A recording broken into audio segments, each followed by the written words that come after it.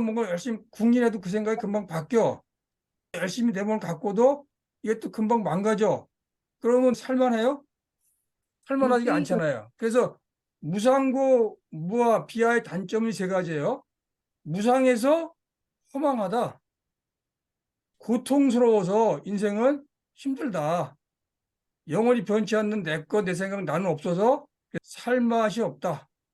그래서 불교는 허무지 종교다. 이렇게 생각하는데 이건 무상고, 무아의 한 단면인 거예요. 그럼 무상고무의 장점을 봅시다. 무상의 장점은 뭐예요? 세상의 조건 따라 변해. 그래서 장점이 있어요. 희망이 생겨요. 그렇죠. 첫 번째는 아름다운 거죠. 봄, 여름, 가을, 겨울 거 똑같아. 맨날 꽃이 펴. 그럼 이게 재미가 있어요, 없어요? 없잖아요. 없어. 근데 한 겨울 됐다가 봄이 되니까 꽃이 펴. 그러니까 아름다운 거예요. 이제 무상해서 아름다운 거야. 이게 장점이에요. 세웅지 마. 무상이라서 오늘 힘들어도 내일이 기대가 돼. 내일이 어떻게 변할지 모르는 거잖아요. 그다음에 네. 건불 10년 무상이라서 혁명이 가능한 거예요. 무상이라서 독재 정권도 바꿀 수 있는 거예요. 그다음에 사람 인자 무상하다는 거는 상호전에서 변하니까 서로 돕고 살 수가 있는 거예요. 이런 게 무상의 장점인 거죠. 회의적의식을 극복하는 방법은 무상고 무아의 장단점을 잘 생각해 본다. 관찰한다 그러는 거잖아요.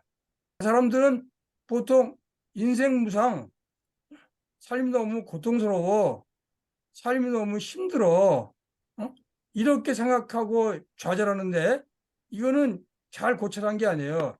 잘 들여다보면 무상의 장점은 무상에서 아름답다.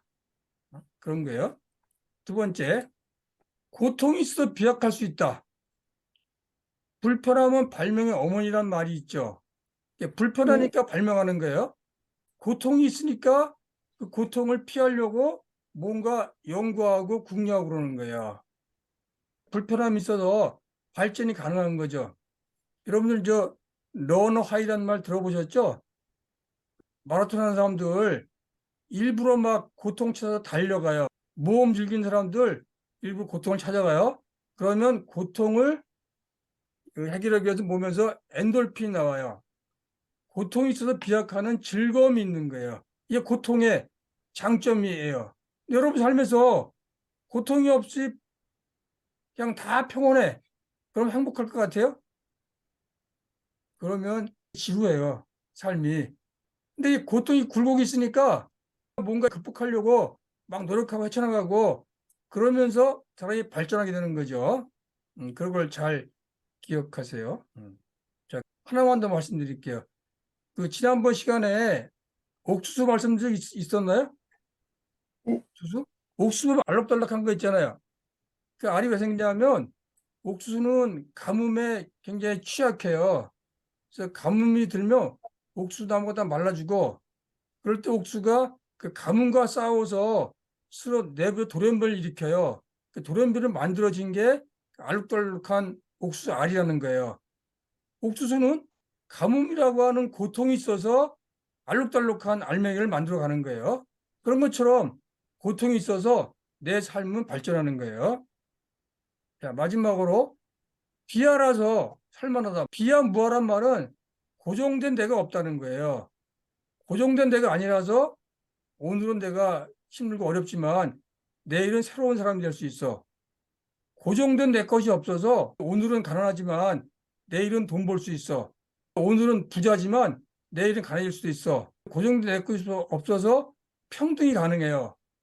고정된 데 견해가 없어서 생각이 바뀔 수 있어. 그래서 평화 공존이 가능해요. 그래서 비하라서 무하라서 살만한 거예요. 자, 무상이라서 아름답고 살만하다. 고통이 있어서 발전하고 비약할 수 있다. 세 번째로 비하라서 오늘 힘들지만 내일은 살만하다. 이게 무상고 무아를 제대로 관찰하면 발견할 수 있는 장점이에요. 이걸 발견하는 순간 삶에 대해서 자신감이 생기고 삶에 대한 부족함 그런 게 사라지면서 어떤 조건이 오더라도 나는 한 발짝 발전할 수 있다. 확신에 찬 행동을 할 수 있는 마음이 열리는 거죠. 이런 사람이 신인류의 1단계다. 그렇게 얘기하는 거예요. 자, 우리 명상 하나 해봅시다. 오늘 할 명상은 부족함이 없는 행복의 물주기라는 거예요. 여러분들이 최근에 어려움 속에서도 부족감을 못 느끼고 활기차게 활동했던 경험 있나면 잘 생각해 보세요. 또 어렸을 때 어려운데도 부족감을 못 느끼고 활기차게 활동했던 경험이 있는지 이런 기억들 더듬어 보면 찾아보는 게 제 경험을 잠깐 말씀드리면 저는 어릴 때 늦둥이로 태어났어요. 시장에 엄마 아버지랑 가면 할아버지 할머니하고 물어봤어. 그래서 몹시 창피하고 그랬거든요. 우리 집이 잘 사는 것도 아니었어요. 근데 한 번도 우리 집이 가난하다고 생각해 본 적이 없어. 이제 중학교 시험을 봐야 되는데 돈이 없으니까 과외를 못 하는 거예요. 근데 그때는 학교 선생님이 과외를 했어. 근데 선생님이 내가 공부 좀 잘한다고 여름방학 과외를 공짜로 시켜주겠다는 거예요. 그래서 이제 부모님을 모시고 오라고 해서 같이 갔어. 근데 부모님이 과외 공부 기왕시킨다는 얘기 듣고 우시는 거야. 나는 그 이해가 안 가는 거예요. 왜냐하면 내가 늦둥이어서 그래서 어려운 살림에도 한 번도 부족하다는 생각을 해본 적이 없어. 그러니까 마음 편하게 공부를 해왔던 거죠. 그런 것처럼 여러분들이 어려웠지만 부족감을 못 느끼고 어머니 아버님이 굉장히 사랑을 쏟아부었어요. 활기차게 활동했던 경험들이 있을 거예요. 그럼 한번 떠올려 봅시다. 자, 다 눈을 한번 감아보세요. 눈을 감아보시고, 자, 입꼬리를 살짝 올려서 미소를 지으세요. 그리고 눈가 근육의 느낌을 살펴보세요. 입꼬리를 살짝 올리면 눈가 근육이 풀려서 마음이 편해집니다. 자, 입을 살짝 올려서 눈가 근육을 푼 다음에 들이쉬고 내쉬는 숨을 천천히 해봅시다. 자, 숨 들이쉬고 내쉬고 숨 들이쉬고 내쉬고 숨 들이쉬고 내쉬고 들이쉬고 둘, 셋, 넷 내쉬고 둘, 셋, 넷, 다섯, 여섯 들이쉬고 둘, 셋, 넷 내쉬고 둘, 셋, 넷, 다섯, 여섯. 자, 자기 호흡에 맞춰서 들이쉬면서 4번 세고 내쉬면서 6번을 세요. 그러면서 마음을 편안히 하세요. 예, 들이쉬는 숨을 4번 세고 내쉬는 숨을 6번 쉬면서 마음을 편안히 하세요.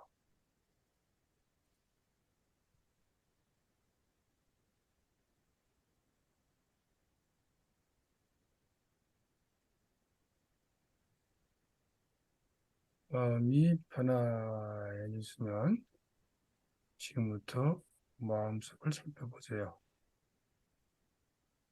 최근에 어려웠지만 부족감을 느끼지 않고 활기차게 활동했던 경험이 있는지 한번 떠올려 보세요. 억지로 떠올리려고 하지 마시고 잘 안 떠오르면 다시 호흡을 하세요. 숨을 들이쉬고 내쉬다 보면 자연히 떠오를 거예요. 오늘은 내 마음속에 있는 기억 중에서 어렵지만 부족감을 느끼지 않고 활기차게 활동했던 경험을 떠올려서 그거를 살펴볼 거야. 이런 마음가짐을 가지고 가볍게 호흡을 하시면서 온갖 마음의 긴장을 먼저 푸시다 보면 그 생각이 저절로 떠오를 거예요. 부담 갖지 마시고 그냥 편안한 마음으로 들이쉬고 내쉬면서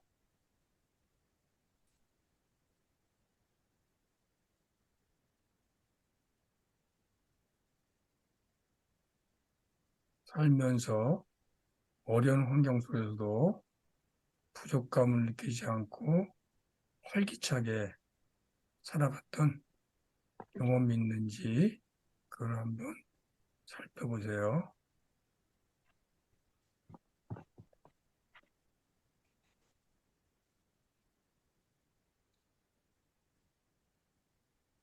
자, 이번에는 기억을 좀 거슬러 올라가서 여러분이 젊었을 때 어려움 속에서도 부족함이 없이 활기차게 활동했던 경험이 있는지 한번 떠올려 보세요. 잘 안 떠오르면 다시 호흡에 가볍게 닻을 내리고 호흡하면서 마음을 천천히 살펴보세요. 젊었을 때 어려운 조건이었지만 활기차게 활동했던 경험이 있었는지, 그때 마음이 어땠는지 한번 떠올려 보세요. 억지로 떠올리려고 하지 말고 그냥 떠올 때까지 기다리면서 잘 안 되면 호흡에 집중하세요.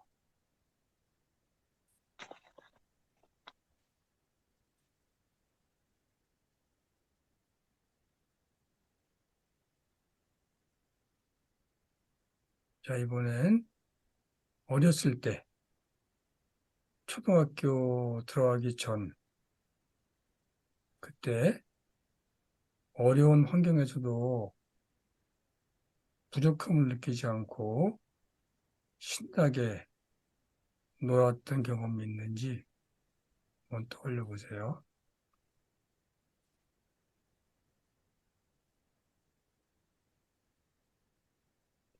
많은 행복학자들이 행복은 외적 조건이 아니라 그래요.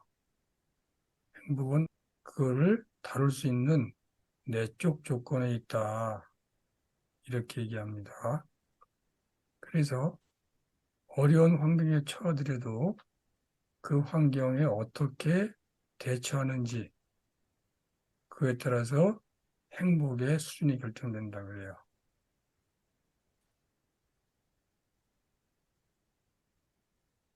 어떤 사람들은 일부러 고통스러운 일을 찾아서 돌아다닙니다.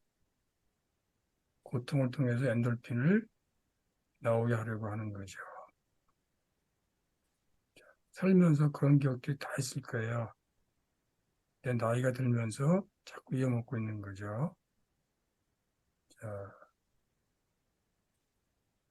다시 한번 살아오면서 힘들고 어려운 조건이었지만 그래도 희망을 잃지 않고 부족함을 느끼지 않고 부족함을 서로 메꿔가면서 서로 의지하면서 활기차게 활동했던 경험이 있는지 떠올려 보세요.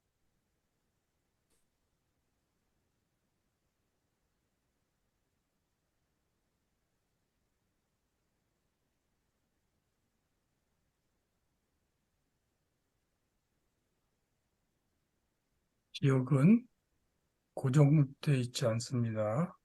모든 기억은 기억을 떠올리는 순간 기억을 구성했던 단백질이 해치가 돼요. 그리고 그 기억을 내가 지금 바라보는 입장에 따라서 다시 저장돼요. 그래서 기억은 매번 변합니다. 여러분들이 지금 하고 있는 명상은 옛날에 살면서 여러분들이 씩씩하게 살았던 기억을 떠올려서 그걸 좀 더 강화된 기억으로 바꿔주는 작업이에요. 여러분들이 살면서 자신감 있던 기억을 떠올리면 그 기억은 훨씬 더 힘이 생겨서 다시 여러분 뇌 속으로 저장됩니다. 숨 들이쉬고 내쉬고 들이쉬고 내쉬고 숨 들이쉬고 내쉬면서 여러분들이 지금 명상 중에 떠올렸던 기억들을 갈무리하세요. 다시 한번 쭉 훑어보면서 명상을 마치기로 하겠습니다. 자, 숨 크게 들이쉬고 내쉬세요. 자, 숨 크게 들이셨다가 내쉬고 눈을 뜨세요. 자, 여러분 좀 잠을 깨기 위해서 새로운 호흡법 하나 가르쳐 드릴게요.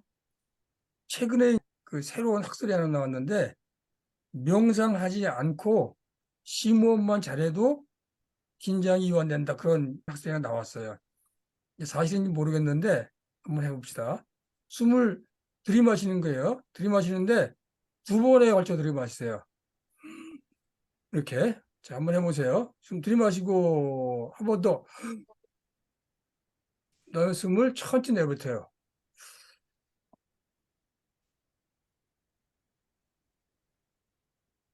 다시 한번 심호흡을 들이마세요. 한 번 더.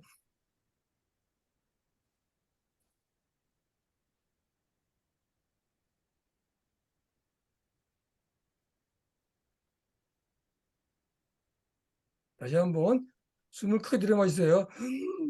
한 번 더.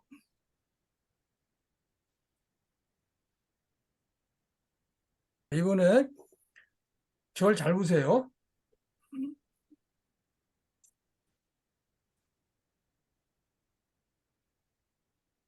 이렇게 혀를 터는 거예요. 자, 숨 들이마시고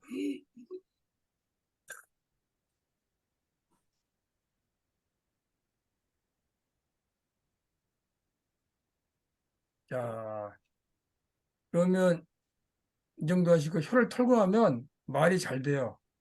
여러분 이제 지금까지 그 명상했던 거를 짧게 발표하고 끝내겠습니다.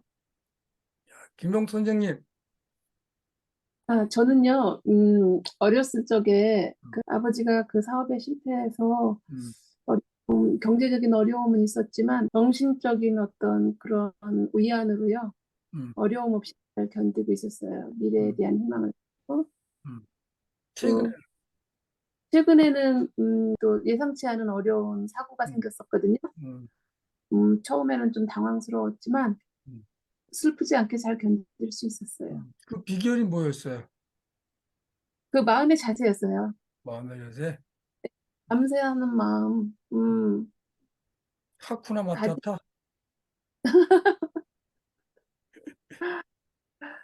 마음은 긴장되면 일을 못해요. 근데 마음이 희한한 게 어려워도 탁 내려놓으면 그 긴장이 풀리면 그때부터 마음이 일을 잘하기 시작해요.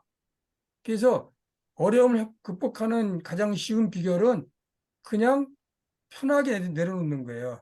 그럼 그 다음에 마음이 알아서 해요. 자, 조선희 선생님, 네, 어떤 경험 있었어요?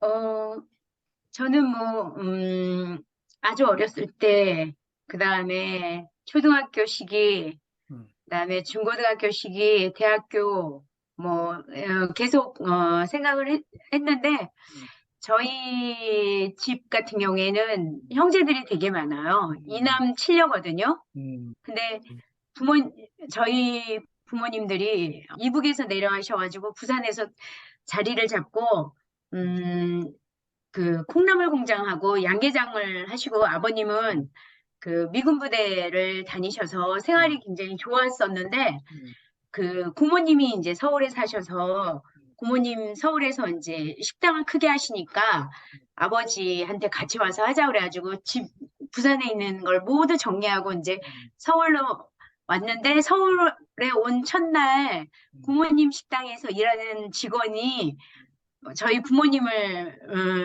배웅하러 역으로 나와서 서울은 위험하니까 돈을 다 자기한테 맡겨라.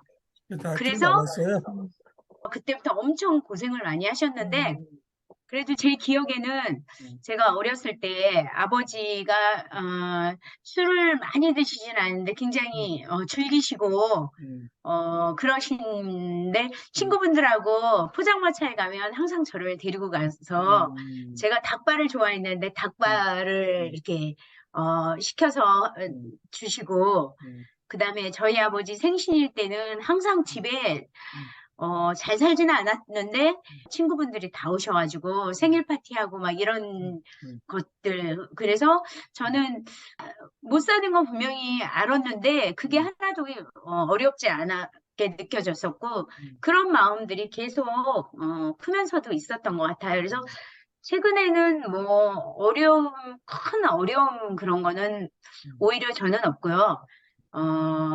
이제 제가 지금은 나눌 수 있는 위치에 저는 있다고 생각하거든요.